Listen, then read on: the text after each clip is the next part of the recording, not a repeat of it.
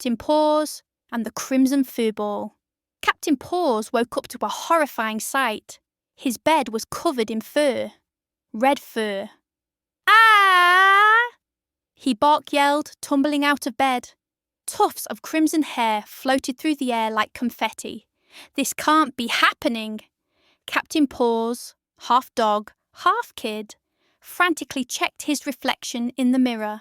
His fur, his beautiful, shiny hero fur, was shedding faster than you could say, "Bad hair day." Downstairs, Officer Barkley was making breakfast. When Captain Paws raced into the kitchen, his jaw dropped. Fur balls! Everywhere!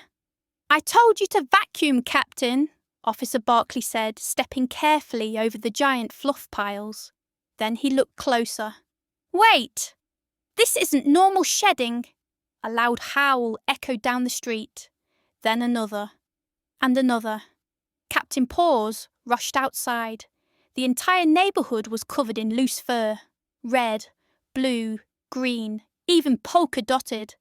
Dogs, cats, rabbits, and even the mayor's prized chinchilla were all sneezing and scratching. "This is an emergency," Captain Paws growled. "I've got to get to HQ."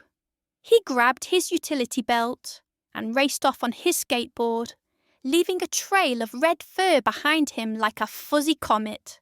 At Hero HQ, Whisker Lass, a sleek black cat detective with a permanent smirk, was already on the case. "You're late," she said, licking her paw. "And you look like a walking pom-pom." "This is no time for cat jokes," Captain Paws snapped. "We need to find out who's behind this shedding disaster." Robo Roach, their trusty gadget builder, scuttled in carrying a satellite photo. "I tracked the source of the fur disturbance," he said in his metallic buzz. "It's coming from the abandoned pet spa." Captain Paws's ears flattened. Of course! Only one evil genius would hide there. "Dr. Fluffenstein," Whisker Lass hissed. Dr. Fluffenstein was no ordinary guinea pig. He was a mad scientist with a genius IQ and a deep hatred for bath time. And now he was using his latest invention, the Mega Shed Ray 5000. They raced to the spa. Inside they found him standing on a mountain of stolen fur, cackling maniacally. "With this fur," Dr. Fluffenstein squeaked, "I will knit the greatest sweater the world has ever seen.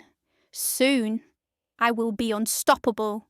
Captain Paws charged forward, but Dr. Fluffenstein flipped a switch. Whoosh! The Mega Shed Ray blasted him, turning his fur into a giant puffball. Captain Paws rolled across the floor like a tumbleweed. Whisker Lass somersaulted onto a shelf and swatted the power cable with her tail. Sparks flew.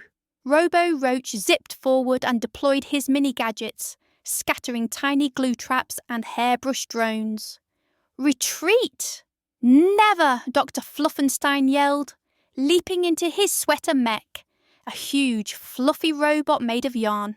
"Time for a thread count showdown!" The battle was chaos. Captain Paws leapt and spun, dodging yarn fists. Whisker Lass clawed at the seams. Robo Roach shot defer beams from his antennas.